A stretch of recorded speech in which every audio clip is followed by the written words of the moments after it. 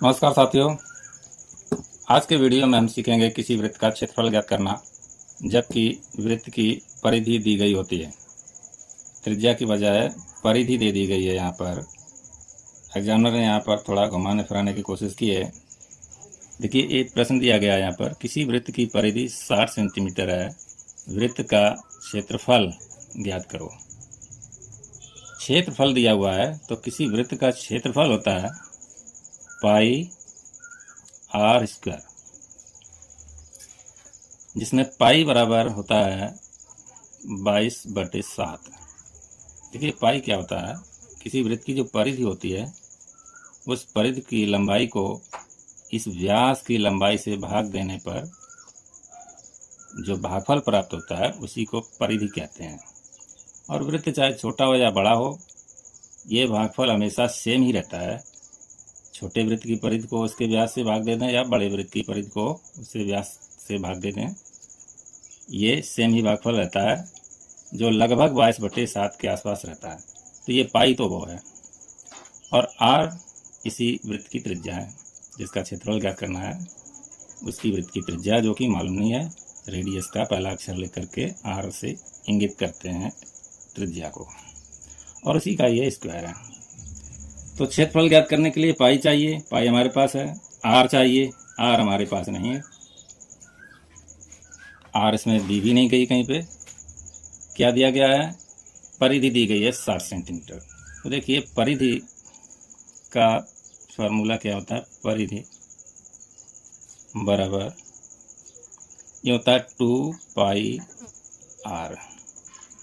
ये आर इसमें भी शामिल है, आर इसमें शामिल है, आर कॉमन है। परिधि दी गई है, 2 का मतलब तो 2 होता है, पाई का मतलब यहाँ पे ये दिया हुआ है, और आर का मतलब हमको नहीं मालूम है, वही ज्ञात करना है। और इन सब का आपस में गुणा है, 2 इंटू पाई इंटू आर है यहाँ पर, और ये सब बराबर है 60 के।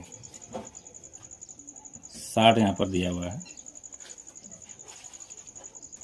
तो हमको आर ज्ञात करना पड़ेगा, तभी हम लोग इस वृत्त का क्षेत्रफल ज्ञात कर पाएंगे। देखिए, पाई की इसकी परिधि की मदद से आर ज्ञात करते हैं। पाई हमको ये दिया हुआ है, परिधि 2 पाई आर दिया हुआ है, 2 पाई आर बराबर 60 दिया हुआ है। हमको आर ज्ञात करना है, तो आर को इसी तरफ रखेंगे, इन सब का आपस में गुणा है।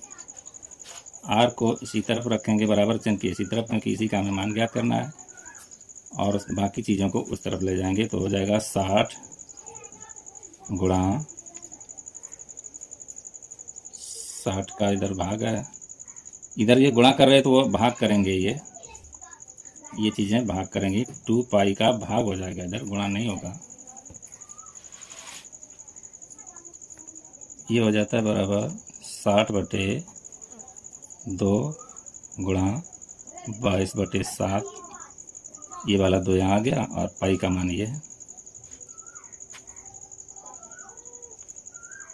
तो पहले इसी को इतने कॉल कर लेते हैं, 60 को वैसे ही रखते हैं। 60 ये देखिए पूर्णांक है और ये भिन्न है, भिन्न में पूर्णांक का गुणा होता है तो पूर्णांक ऊपर ही जाता है, 22 दूनी 44 हो जाएगा, 44/7। यहाँ पर देखिए मेन बटे ये है, 60 में 44/7 का भाग है, ना कि 60/44 में 7 का है। ये बात आप ध्यान रखिएगा। जब ऐसी स्थिति आए कि किसी पूर्णांक में किसी भिन्न का भाग देना हो तो ये संख्या पलट जाती है, हर का अंश हो जाता है, अंश का हर हो जाता है, और भाग का चिन्ह भी गुणा में तब्दील हो जाता है। देखिए 60 है यहाँ पर, ये गुणा हो जाएगा, और 44/7 की बजाय 7/44 हो जाएगा।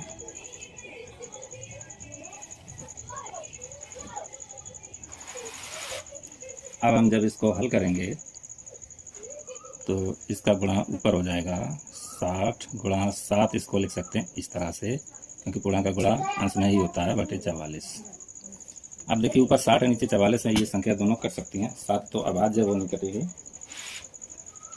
2 के पाड़े से ये 30 बार में कट जाएगा 60, और 22 बार में ये 44 भी कट रहा है, और अभी 2 से और कट जाएगा, 15 बार में ये 30 भी कट जाएगा, और 11 बार में ये 22 भी कट जाएगा।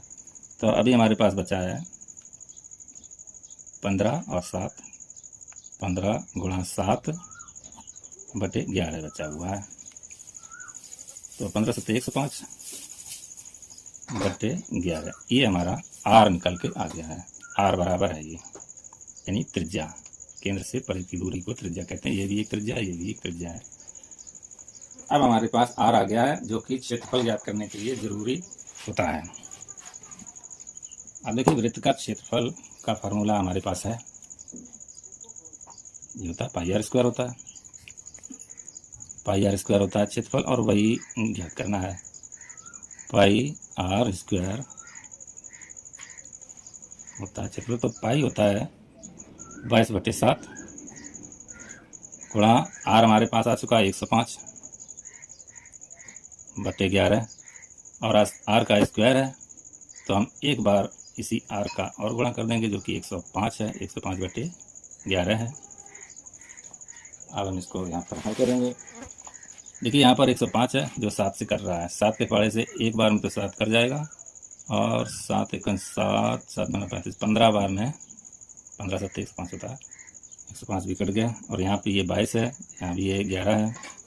11 के पाड़े से एक बार में 11 कट जाएगा, 2 बार में 22 कट जाएगा, और अब कुछ कटने वाला है नहीं। अभी हमारे पास 2, 105 और 15 बचा है।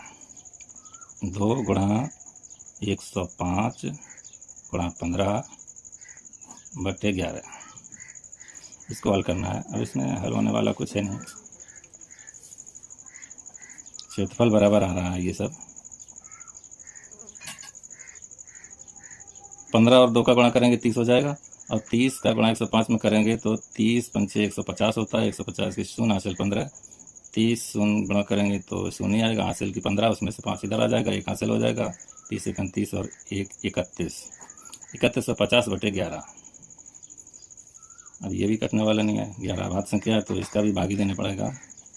बराबर ये हो जाएगा, 31 में 11 का 2 बार जाएगा, 11 दूनी 22, और 22 9 31 5 मिला के 95, और 95 में 8 बार जाएगा, 11 88, 7 बजेगा, आगे 0 है, 70 हो जाएगा।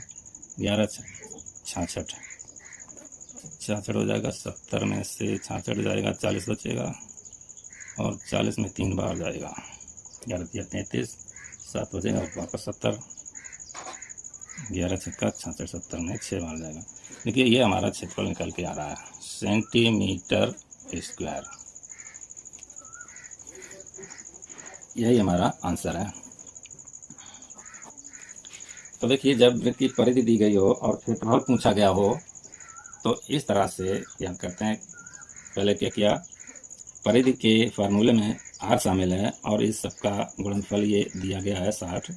जब 3 में से 2 चीज़ें हमको मालूम है और 1 नहीं मालूम है, और उनका गुणनफल भी मालूम है, तो इन 3 में से ये तीसरी चीज़ को, इसकी वैल्यू आराम से निकाली जा सकती है, जो कि आपने अभी देखा। ये 105 आया था आर, और 105 को दशमलव में नहीं तोड़ा है, क्योंकि दशमलव में तोड़ने से इसकी वैल्यू में एरर आ जाती है, त्रुटि आ जाती है, इसका मान प्रभावित हो जाता है। क्योंकि हमारा आंसर नहीं था, इसलिए हमने इसको 105 बटे 11 का 105 बटे 11 ही रखा है। तो इस तरह से ये आंसर है। और वीडियो अच्छा लगा हो तो एक लाइक कर दें, और चैनल को प्लीज़ सब्सक्राइब कर लें। धन्यवाद।